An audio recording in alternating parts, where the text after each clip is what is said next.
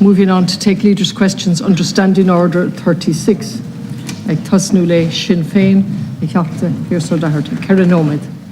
Maigad Eliascan Corlia, agus Ara, Kiko se salir dun league van Amshaw, Gowol, Gearkim Viltina on la Major La Casas Maralta, Nia Klugen Rialtas, Mahurum se Kiko Halk, agus a Terrodi, Tisha Genunia Urge, or Chiley, agus Ebrini, a Tag Strahel Jamuhinshan, agus New Wenshin, Lishin Yirinia Enche, Tisha Genu Ruddy, Nis Massa, Tacostish, Fonu, agus Chasta Gardu Law, agus Tishivshe, a Corpanasahu in Shin, ag Fulgens Liken Carbon, agus Nia Kiel a B a Harabi Lashaw. Minister, workers and families faced a cost of living crisis. Rising prices are reducing the living standard for low and middle income households. And many families are being forced to make choices that they simply shouldn't be making. Those choices are about cutting the amount of food that they buy, whether to turn on the heat, or for some, it's even both of those. Now, figures released today by the Central Statistics Office show that prices have increased by 5% in the last year. And of course, as I've repeatedly said to yourself and to other ministers, that inflation doesn't affect everybody equally. Lower and middle income households spend more of their money heating and lighting their homes than those in the top. And the measures that the government came forward with last week abjectly failed to meet the need of those many families. You handed out, for example, the same level of support to millionaires as you did to low and middle income households through the electricity credit. You're going to spend €12 million to give financial support to over 60,000 holiday homes. It makes no sense.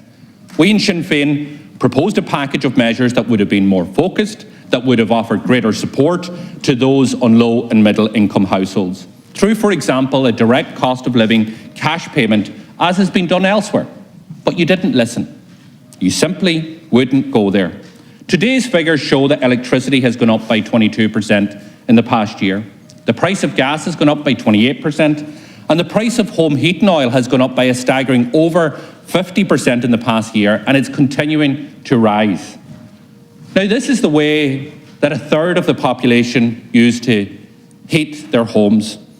And in 2/3 of the population in the border regions of Cavan, of Monaghan, Donegal, Minister, this government is determined to increase those prices further with a hike in the carbon tax coming into effect on the 1st of May.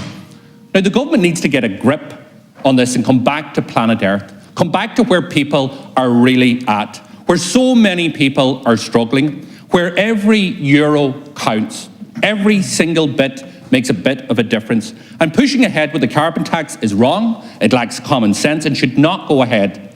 The measures announced by the government last week were criticised, not just by Sinn Féin, not just by us in the opposition bench, but criticised by the St Vincent de Paul, by the lone parent organisation One Family, by Social Justice Ireland and by many more. And more importantly, they were criticised by ordinary people out there who know what it feels like to have a government that is ignoring them, that has a government that simply doesn't get where they're at.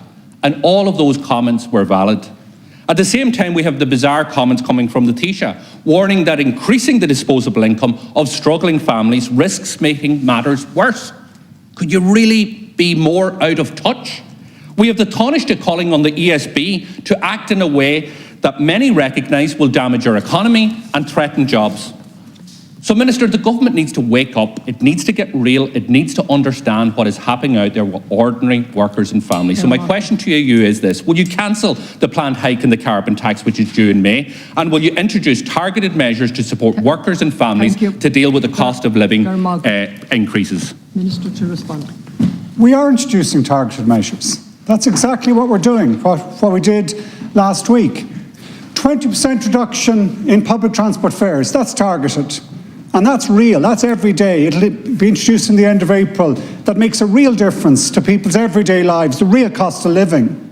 And you're right, people are exposed to these high fossil fuel prices, which is due to international factors, and it's a signal we have to rid ourselves of our dependency on that. An 80% grant to put an attic and wall installation, which could be done quickly.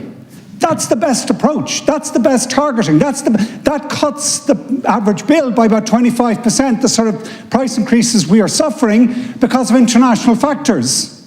That's real. That improves health, that improves homes, that actually is addressing it. I fundamentally disagree with you. I fundamentally disagree with Sinn Féin's position on this, because I believe the measures we're introducing are socially progressive. There's no other tax, like carbon tax, where we are guaranteeing, where the Department of Finance is guaranteed that we will give it back all to the people. It does not go into the exchequer. It goes in 30% of it goes in increasing social welfare provisions, real improvements in people's, those in most in need, targeted, those living alone allowance, qualified child allowance, fuel allowance, targeting the very poorest. And in the last two budgets when we've done that, the ASRI and others have done immediate and shown detailed analysis that it is progressive. Those on the poorer side of our society benefit most. And those other 55% going to people, improving people's homes while cutting emissions. What planet do we live on? The one we want to protect, the one we want to stop burning, the one where we don't just talk about climate change, but we actually do something about it. And there's no alternative funding being presented to some 9 billion. Where would we get the money? Where would that 9 billion that we're going to get through this mechanism and give back to our people to protect them, where would you get it? And what other spending would you cut instead of that? Or would you stop giving the grants? Would we not do the 80% grant? Would we not do the increase in the fuel allowance? That's the question I think I have to put back. This is not easy, not particularly popular, but it's the right thing to do. And it's the right thing to do for social justice as well as for environmental protection. I'm absolutely convinced of that. And what I would love is, if there's an alternative, if you were to come back and say, well, no, we'd raise the 9 billion somewhere else, that's a good debate. Then we could have a real kind of analysis. But I think, just to say, this is the source of the problem, it's not. The source of the problem is our reliance on fossil fuels. The source of the problem is the damage they're doing to our own immediate health, as well as threatening the very future of our children on this planet. We have no choice, in my mind, but to respond to that by acting, and acting now, and acting quickly, and acting with a just transition. And I'm convinced that that approach has been analysed by academics for decades to say, do it this way, and you can actually give the signal but protect people at the same time. And we'll do it again next year, increase fuel allowance, increase the social welfare package. And it will be further beneficial in terms of helping those who need it most. So that's the targeting, that's the right approach. What's the alternative? Where would the money come from? It can't be just an easy, everything's general taxation. That means you might have to cut health or education or social welfare, and I don't want to do that. Well, Minister, I agree with you. You are targeting. And your targets are ordinary workers and families. And that's the problem. And you might shake your head, but let me say this. Despite the fact that home heating oil has increased by over 50%, your decision is to increase it further in the 1st of May. Despite the fact that gas has gone up by 28%, you're going to bump it up further on the 1st of May. That makes no sense. That, to me, is somebody who doesn't get it. Now, you say, what's the alternative? To abandoning increasing carbon tax in May would cost €32 million.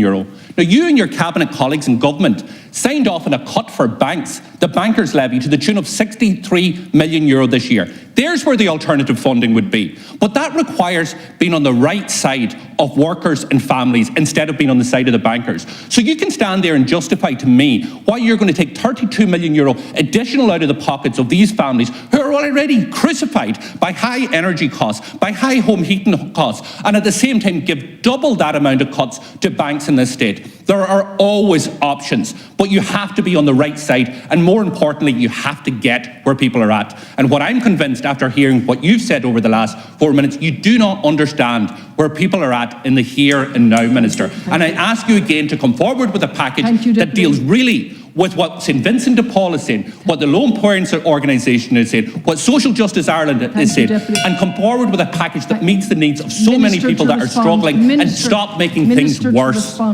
Minister to respond. I have the greatest respect for Sinn Féin. We've worked together collectively over the years, so in time, in this sort of robust argument, it's done out of respect. But the question I have to know is, where is Sinn Féin at on this? Because it keeps changing. It keeps changing. We would stopping any increases in the carbon tax now. We will agree to the carbon tax increases that have gone before, because we know that it's central for the ability of any government, future government included, to be able to pay for the things we need. But it keeps changing. It's always, okay, now we'll stop it now. Either this is the right approach or it's the wrong approach. I believe it's the right approach. One further category, one other, that last element of it, the 15%, 1.5 billion euros, we're targeting for small farmers. Because they too, if you look at the poverty maps in our country, look who get least, who are paid most, who are most at risk. That 1.5 billion is going to be really important for that community. And that's why I stand up for it. And I still don't have a clear understanding where you're at, as where the money would come from, if not in this way, in a real way. You're on the wrong side of this argument. Can we have a... Thank you.